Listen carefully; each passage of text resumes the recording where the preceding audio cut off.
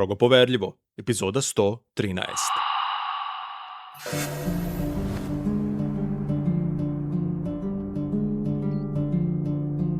Dobar dan i dobrodošli u 113. epizodu kriminalističkog podcasta Strogo poverljivo. Moje ime je Mladen, a danas se nalazimo u Makedoniji, u gradu Kičevu.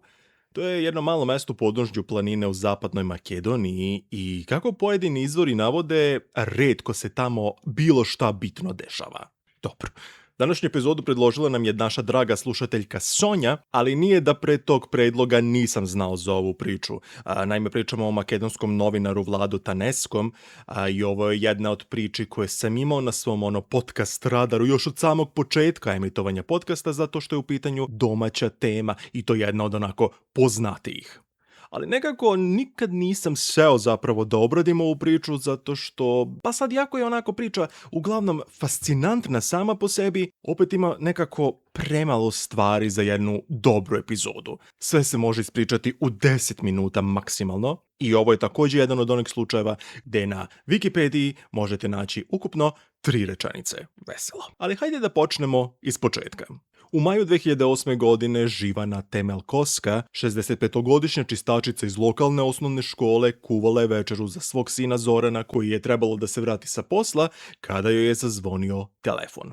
Sa druge strane linije bila je njena rođaka koja je rekla da odmah upali lokalnu radiostanicu jer je tamo čula da je njen sin Zoran upravo doživeo stravičnu saobraćajnu nesreću na putu ka kući. Živana pali radio, ali vesti su već bile prošle.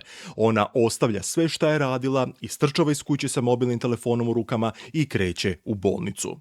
Sad prema nekim izvorima ona je sela u kola i otišla, ali u najvećem broju slučajeva kaže se da je otišla pešaka, što mislim i logično jer je Zoran bio u kolima i otišao je na posao. Dakle, ona sad istrčava iz kuće noseći samo mobilni telefon u rukama, a kada ju je prva komšinica vidjela kako je ona istrčala u panici iz kuće, pita je šta se desilo, ona je onako na brzaka kaže samo kao Zoran je bio u udesu, idem brzo do bolnice, pričat ćemo kasnije. Međutim, ova komšinica ostaje zapanjena kada nekoliko sati kasnije neko kuca na njena vrata.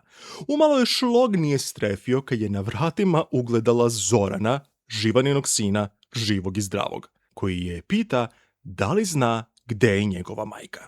On se vratio kući i čekao ju, jeli nje nije bilo, tako da je pomislio da ona možda otišla kod ove komšinice na trač partiju. Ona mu kaže šta se desilo, da je Živana mislila da je on u bolnici i da je otišla u bolnicu. Zoran seda u kola, odlazi u bolnicu, međutim Živane nema nigde. Do kraja dana on zove policiju i zvanično prijavljuje njen nestanak. Već narednog dana policija je bila uspješna u pronalaženju Živaninog mobilnog telefona na putu do bolnice, ali nje i dalje nije bilo nigde. Znači panika. Živana je prvo nestala, a sad su pronašli i mobilni telefon, znači da se nešto definitivno dogodilo. Oni pregledaju taj telefon i vide da ju je ta rođaka zvala. Oni zovu nju i pitaju o čemu su razgovarale, pošto mislim ono bio posljednji poziv pre njenog nestanka. I on im kaže kao čula sam to i to na toj radiostanici. Kao desila se ta nesreća, Zoran je navodno bio u bolnici, kao javila sam joj to da što pre uključi vesti i da provjeri o čemu se radi.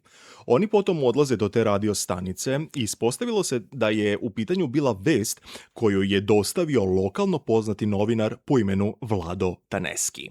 Vlado je bio lokalno poznat u Kičevu, jer je izveštavao pa faktički o svemu što bi se dogodilo u gradu. Bio je glavni novinar, bilo ga je svuda. Oni dakle onda odlaze do njega i kažu šta se dešava, šta si to javio ovoj radiostanici? Vlado kaže ja sam tako čuo kao u žurbi sam što predostavio informaciju njima da je pročitaju tim glavnim vestima jer zaista se bila dogodila velika lančana saobraćajna nesreća u centru grada i on je čuo da je Zoran bio u toj nesreći. Ispostavilo se zapravo da nije bio Zoran u pitanju i da je ta informacija bila zapravo netačna. On je inače poznavao Zorana tu i tamo iz viđenja, živjeli su relativno blizu, ali više poznavao zapravo Živanu, njegovu majku, jer je ona bila koleginica njegove majke u prošlosti, nekada davno kad su zajedno radile i Živana im je često dolazila u kuću, on ju je lično poznavao. Tako da kad je čuo da je Zoran bio u tom udesu, odmah je poslao vest da se pročita. Tako da uglavnom je u pitanju zapravo bio jedan veliki nesporazum. Ali gde je bila Živana, niko nije imao predstavu. Nažalost, 9 dana kasnije najcrnje slutnje su se obistinile jer je Živanino telo nađeno zamotano u plastičnu crnu kesu za smeće, ostavljeno na gomili đubreta pored lokalnog fudbalskog terena. Kako u nekim dramatičnim prepričavanjima izvori kažu, jedan poštar koji je tuda prolazio je slučajno primetio kako iz kese za smeće viri jedna ženska ruka. Kako se obdukcijom pokazalo, ona je bila naga kad je nađena, a pre smrti bila je zlostavljana. Bila je prebijena, bila je silovana i na kraju zadavljena telefonskim kablom kojim je na kraju bila i vezana. Jebeni horor. Oprostite na izrazu. Na njenom telu nađena su i 2 prstena i zlatni lančić, tako da je policija odmah otpisala pljačku kao motiv. Ali ono što je bilo zapravo najgore od svega jeste to da ovo nije bio prvi zločin u Kičevu ove vrste. Čak 2 žene bile su ubijene na potpuno isti način prethodnih godina i policija je sada bila definitivno uverena da je u pitanju neki serijski manijak. Mitra Simjanoska nestala je u novembru 2004. godine i niko nije slutio da će ovaj slučaj biti zapravo samo početak horora. Bio je veoma hladan i siv utorak ujutru u Kičevu kada je Mirta, koja je tada imala 64 godine, ustala i započela svoju uobičajenu jutarnju rutinu. Nije imala muža, nije imala decu, a nije imala baš nešto ni preterano novca.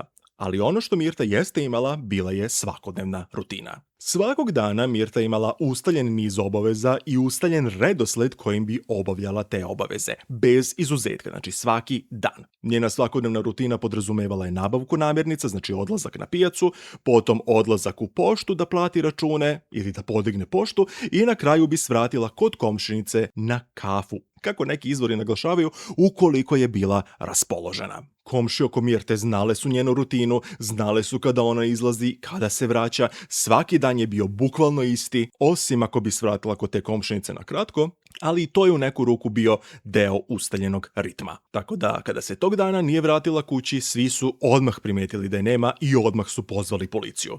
Ne zato što su sad mislili da joj je neko napao ili da joj je ne znam šta bože, opljačkao ili šta već su mislili da joj je, ne daj bože, negde pozlilo, da se možda srušila negde, da leži i čeka pomoć.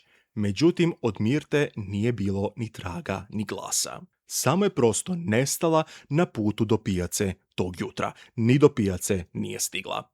Čak 2 meseca kasnije lokalni ribar primetio je nešto čudno pored reke nedaleko od grada. Video je veliku crnu plastičnu kesu za koju je mislio da je puna đubreta, ali unutra se nalazilo zapravo golo, raspadajuće telo Mitre Simjanoske.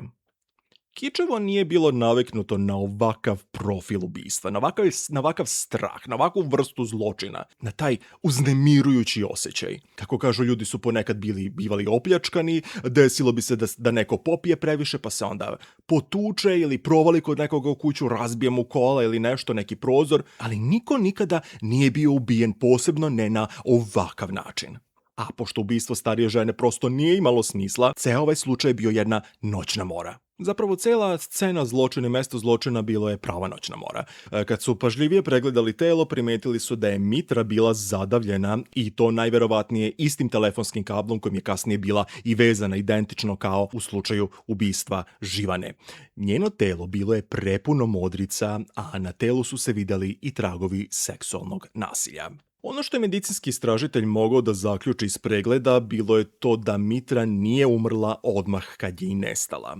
Prema forenzičkoj analizi Mitra je izgleda bila živa, mučena i zlostavljana, možda čak 30 do 40 dana nakon što je nestala. Znači da ju je neko oteo, mučio, tukao, izgladnjivao i ponižavao više od mjesec dana. A onda, kad je završio s iživljavanjem, jednostavno ju je zadavio, spakovao u kesu za smeće i bacio kao da je komad smeća. Policija je pokušala da pronađe DNK tragove, da izvuče šta god je mogla sa Mitrinog tela, međutim ništa nije dalo DNK podudaranja. Oni jesu bili uspješni u pronalaženju DNK tragova, našli su također i semenu tečnost, međutim nisu mogli da nađu nikakvo podudaranje tih semplova.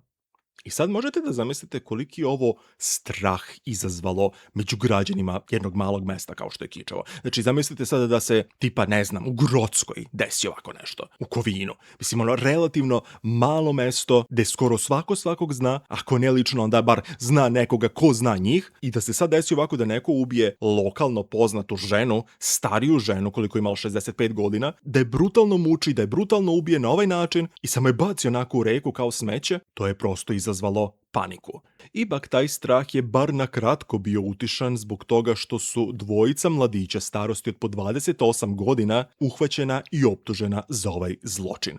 Oni su nekoliko godina ranije zapravo počinili dosta sličan zločin i izvukli su se sa poprilično malim kaznama, a njih dvojica su u susednom selu upala u kuću jednog starijeg čoveka, zlostavljala ga celu noć, potom su ga i silovali i eventualno na kraju i zadavili upravo kablom od telefona.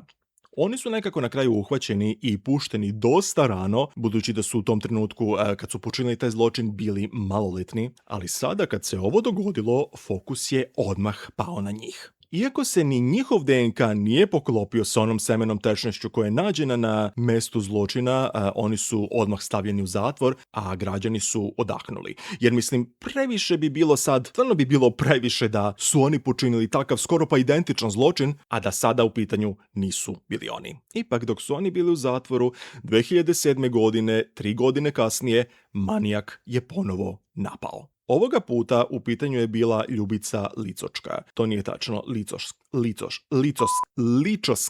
Ličoska. Ne znam zašto se trudim da forsiram ovaj fake akcenat. Ljubica je imala 56 godina. Bila je tiha žena, bila je, kako kažu, blaga u govoru, dosta je bila pristojna i druželjubiva, bila je također udovica i živjela je sama. Zanimljivo je to da ona živjela svega nekoliko blokova od mesta gde je Mitra obično išla u kupovinu.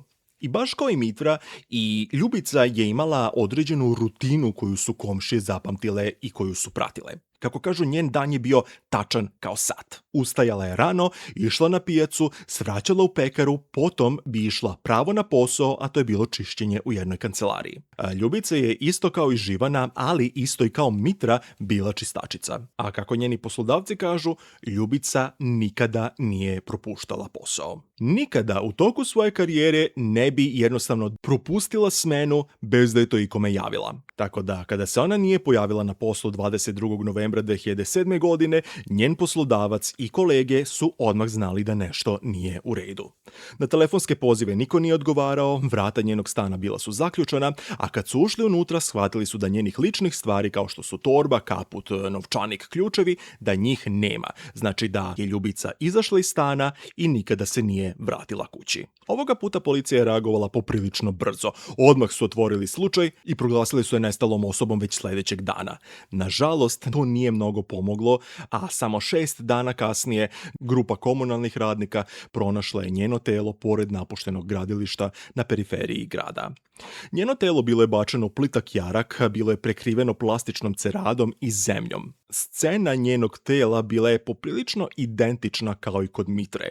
Ljubičino telo bilo je golo, prebijeno, seksualno zlostavljano, zadavljeno i vezano telefonskim kablom. Kad se vest o ovome proširila, svaka žena starija od 50 godina u Kičevu bila je užasnuta. One su se plašile da izađu iz svojih kuća, plašile su se da idu same, neke su čak odbijale da idu na posao, nisu uopšte želele da izađu iz kuće. Nosile su suzavac, nosile su kuhinske noževe sa sobom, znači ona zavladala je potpuna jedna panika u Kičevu. U to vreme također saznalo se da je možda postojala još jedna žrtva, a u pitanju je bila 78-godišnja Gorica Pavleska koja je još 2003. godine nestala i nikada nije bila nađena. Ona se također uklapala u profil žrtve, znači ona starije nemoćne žene, čistačice. To je još jedan zanimljiv detalj koji je ovaj manijak preferirao da budu u pitanju neke čistačice. Ipak, kako njeno telo nikada nije nađeno, moguće je da ona i nije bila žrtva ovog monstruma, ali isto tako veoma je moguće da jeste. Sada, ja nisam baš pričao o svim detaljima kako su one mučene i u kakvim stanjima su njihova tela nađena. Možete naći, ukoliko želite, jedan fin članak na portalu Kurira gde se detaljno opisuje kako su sve žrtve izgledale kad su nađene. Mislim, ukoliko želite da vam se život zgadi. A inače, taj članak se nalazi u odeljku Stil i Celebrity. A ko je bio u centru svog ovog haosa? Naravno, novinar koji je izveštavao baš o svemu, Vlado Taneski.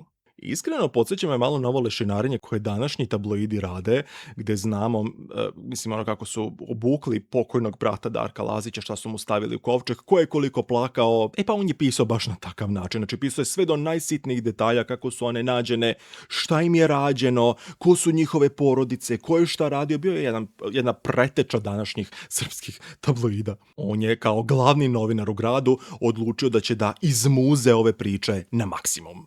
On je počeo da štanca članak za članom, iznoseći sve detalje iz njihovog života, pa onda, kao što kažemo, o tome kako su tela nađena, kako su one ubijene, i ti članci su zapravo postigli veliki uspeh. Svi su se otimali u novine čim bi on izbacio novu vest. Postoje na neki način lokalni true crime influencer, jel te? Međutim, Vlado, iako je lovio te priče, iako je trudio se da ih ljudi što više pročitaju, opet je malo prešao neku granicu, malo je preterao.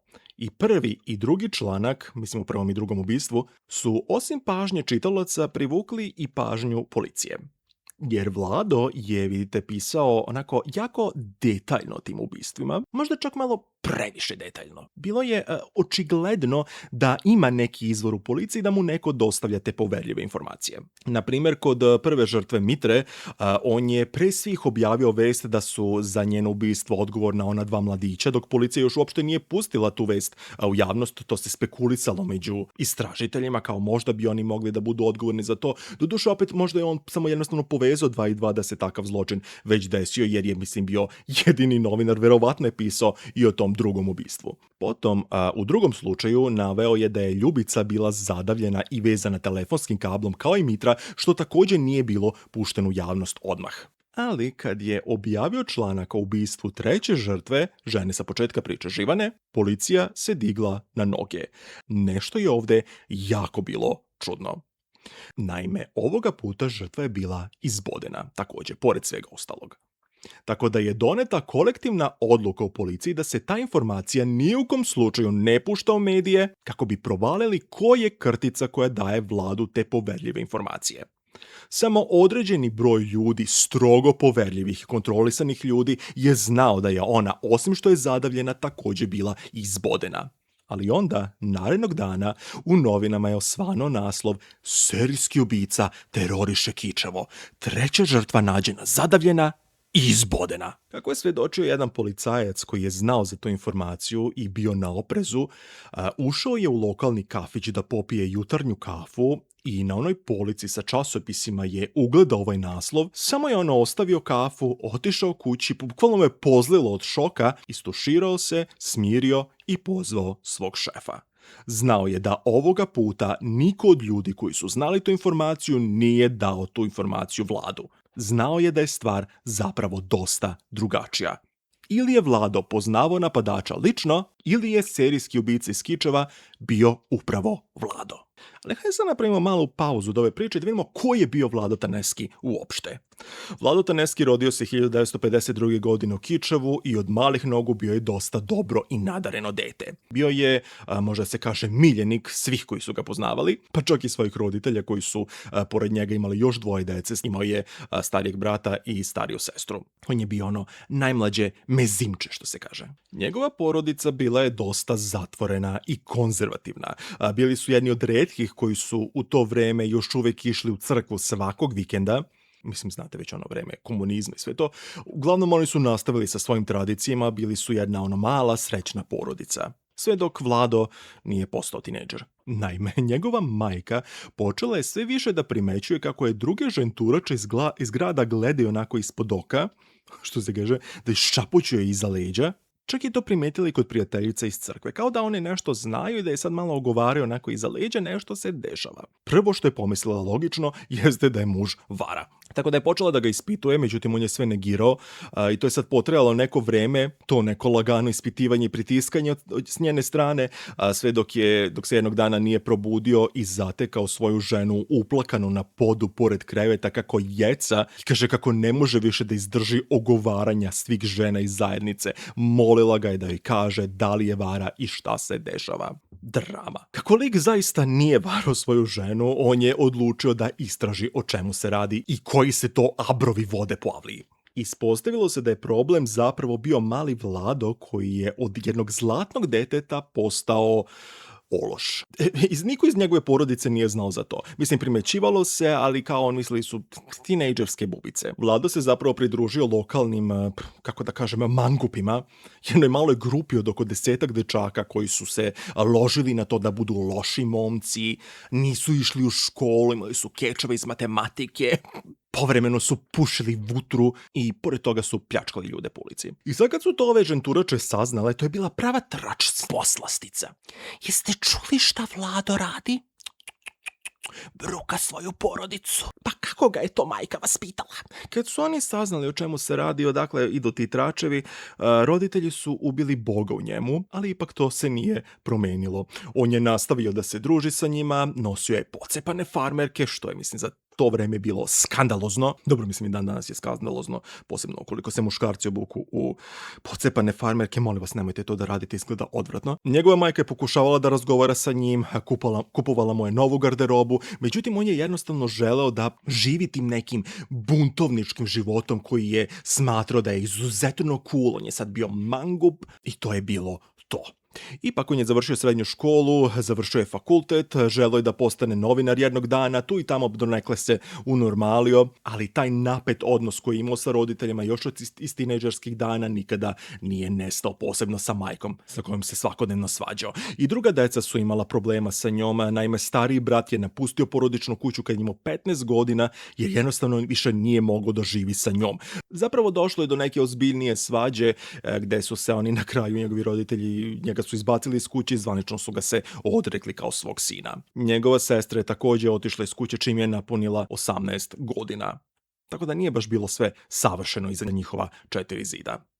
Vlado je postao slobodni novinar, što bi se danas reklo, postao je freelancer. On bi dobio honorar samo onda kada bi njegovi članci bili objavljeni, nije imao stalno zaposlenje.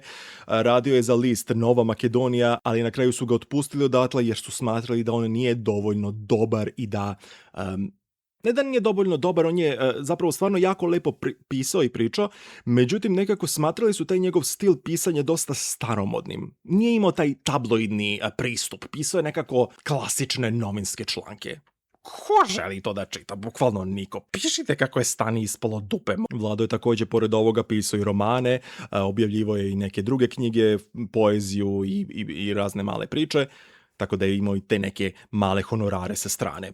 A kako kažu, dosta je bio onako spretan kao novinar, nikada mu nije falilo informacija i vesti i čak kad se ništa ne bi dešavalo, on bi našao nešto o čemu bi pisao. On je ubrzo nakon završetka fakulteta upoznao i svoju suprugu na dosta onako romantičan način. Sad će se dame potpuno istopiti na ovo, ali kako jedan izvor kaže, zaista moram da prenesem ovo kako je napisano, jer imam utisak da čitam neki roman. Kaže, jedne letnje večeri dok je Vlado šetao centrom grada, začuo je ženski smeh.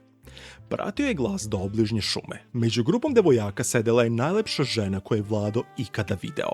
Odlučio je da ne ometa njihov piknik i sačekao je da izađe iz šume. Posmatrao ih kao voajer neki, dobro, romantika. Vlado je prišao mladoj ženi, započeo razgovor, ponudio je da isprati kući, međutim ona ga je odbila jer, mislim, bio je stranac. Posle mnogo nagovaranja, ona je odlučila da mu ostavi svoj broj telefona, međutim nikada mu nije rekla svoje ime. Vlado je nedelju dana kasnije smogao s hrabrosti da pozove taj telefon i da je pozove na ručak i proveli su ostatak dana zajedno. Nastavili su da izlaze nekoliko meseci, a jednog dana ona mu je rekla da je on bio nešto najbolje što je se ikada dogodilo u životu. On ju je odmah zaprosio i ona je rekla da. Venčali su se nekoliko nedelja kasnije u lokalnoj crkvi. Vlado je bio opisivan kao nežan muž, ponašao se ispravno prema svojoj ženi i bio je sve ono čemu se ona nadala.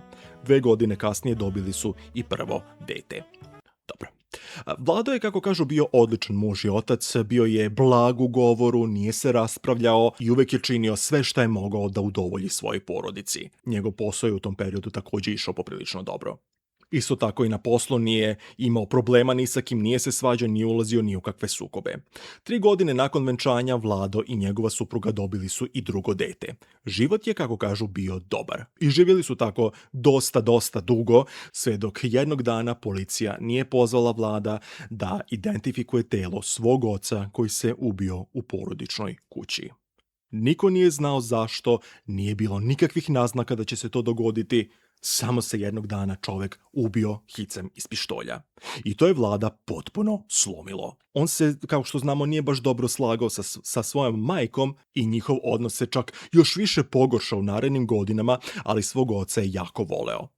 Sa majkom je posle svakodnevnih svađa potpuno prekinuo kontakt, počeo je sve više psihički da tone zbog smrti svog oca, a čak i sa suprugom počeo da se svađa sve više i više, što je na kraju dovelo do razvoda nakon 31 godine braka.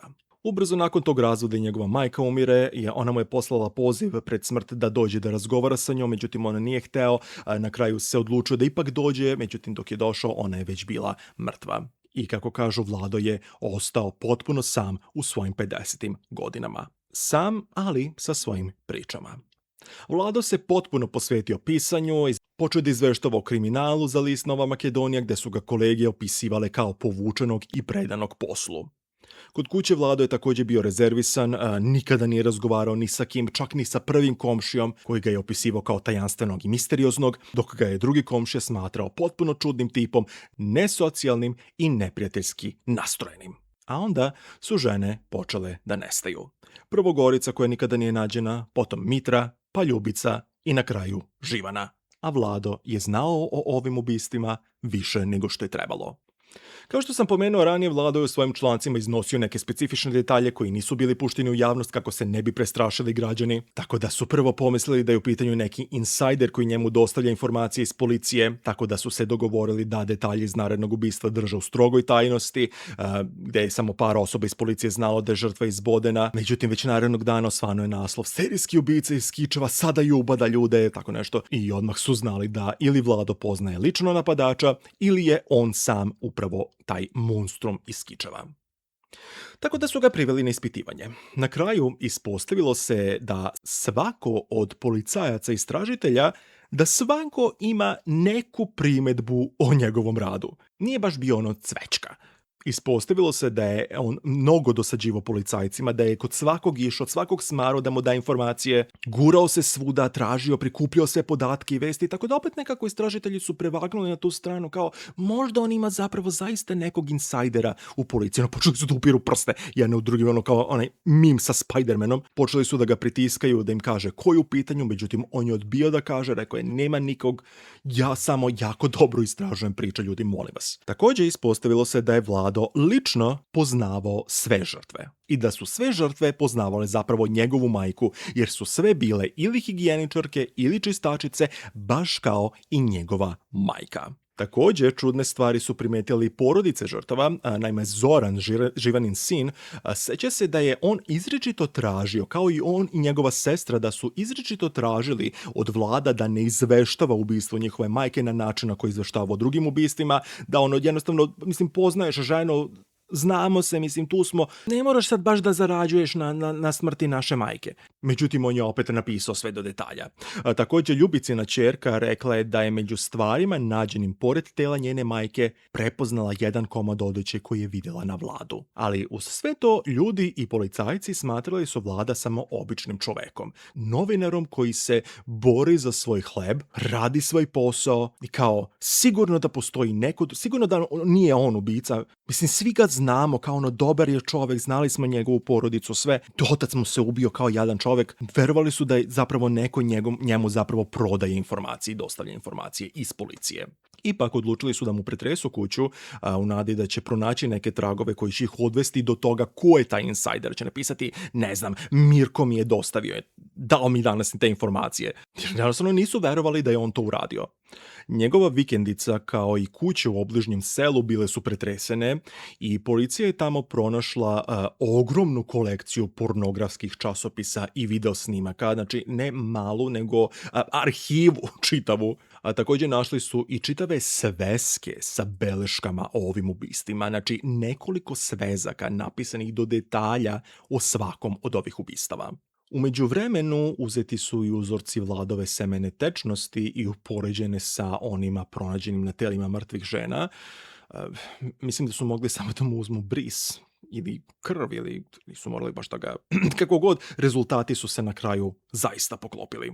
Vlado jeste bio kičevski monstrum o kom je pisao svo ovo vreme. Dalje istraga otkrila je da je Vlado posećivao članove porodice žrtava nakon svake smrti kako bi saznao što više intimnih detalja o njima za svoje članke.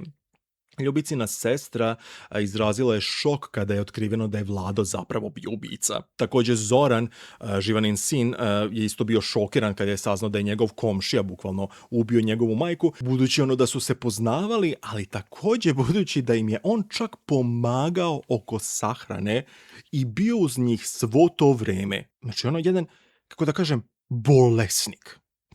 Šta drugo da kažem? Bolestan lik, sve u svemu. A zašto je to uradio? Ispostavilo se kasnije kada je razgovarao sa psihijatrima, mislimo sad baš i nijem nešto mnogo razgovarao, vidjet ćete zašto, o tom potom, nego kad su razgovarali sa njim, zaključili su da on najverovatnije imao neki poremećeni fetiš u vezi svoje majke koja je bila nasilna prema njemu. Imali smo sličan slučaj kod lika iz epizode pre 2 nedelje gde je on trpeo torturu od svoje majke i nekako razvio neki bolesni seksualni poriv prema svojoj majci i verovali su da se isti slučaj dogodio i ovde, gde je on targetirao žene koje su bile relativno istog fizičkog izgleda, istih godina, a također i iste profesije kao i njegova majka. Targetirao ih, otimao, potom ih danima silovao i mučio ih na najmonstruoznije načine, kao što sam rekao. I nekako kad pričam o strancima, nekako mi bude lakše, čak neki od tih detalja grafičkih i ponekad pomenem, ali kad se radi ovako o osobama iz neposredne blizine, sa osoba sa ovih prostora, prosto nekako bude mi dosta neprijatnije i brutalnije, nekako ličnije zapravo, i za slušanje i za pričanje. Uglavnom iživljavao se na najmonstruoznije načine. Odvratan, bolestan lik. A zašto nije pričao detaljnije o svojim zločinima? Pa zato što je samo 3 dana nakon hapšenja Vlado navodno počinio samoubistvo tako što se udavio u kanti vode. Iskreno to otvara vrata sad svim mogućim teorijama, jer da se samo ubio sigurno nije. Mislim kao onaj dečko što se obesio u policijskoj marici. Pričajte te bajke nekome drugom. Uglavnom, to budi sumnje sad da je Vlado zaista možda imao nekog insajdera u policiji, možda čak i saučesnika u ovim zločinima, i da ga je taj neki iz policije njega jednostavno da ga je ućutkao pre nego što bi uopšte imao priliku da progovori. Uglavnom, na kraju, njegova smrt je proglašena samoubistvom, znači udavio se u kofi vode u svojoj ćeliji i to je bilo to. U njegove zločine nisu mogli da poveruju ni prijatelji, ni saradnici, pa ni porodica. A njegov kolega, reporter lista Nova Makedonija, koji je zajedno sa Teneskim radio na tim člancima o ubistvima, rekao je da su on i druge kolege u novinama bili u šoku kad su čuli šta se desilo. Kažu da je izgledao potpuno normalno, bio je fin i obrazovan momak koji je izgledao potpuno normalno. Kad su me iz policije pozvali i saopštili da je moj reporter ubica koga su tražili, jednostavno nisam verovao svojim ušima. Prema njegovim rečima, Taneski je bio samo jedan iskusni i ozbiljni novinar. Također, njegova bivša supruga bila je šokirana vestima, rekla je nešto o čemu sam dosta razmišljao, a to je da je Vlado rekao da je imao dosta neprijatelja zbog ovih priča, zbog ovih članaka, i da je u više navrata rekao da se boji da mu neko jednog dana nešto ne namesti. Što me sad u kombinaciji sa ovim davljenjem u kofi vode navodi da pomislim da on možda uopšte nije bio monstrum iz Kičeva, da je u pitanju možda bio neko iz policije i da je njemu samo napakovano. Možda ćemo jednog dana saznati istinu, ali mislim da je šansa za to jako, jako mala, jer pre svega ovaj slučaj je zatvoren. Serijska ubistva koje su potresla Makedoniju su i deo filma Majke, reditelja Milča Mančevskog. Film se sastoji iz 3 priče, od kojih je prva izmišljena, druga kombinuje fikciju i dokumentarizam, a treća je u potpunosti stvarna, i to je priča o serijskim ubistvima u Kičevu. I to je kraj ove priče. Mislim, čovjek se ubio tako što se udavio u kofi vode, važi.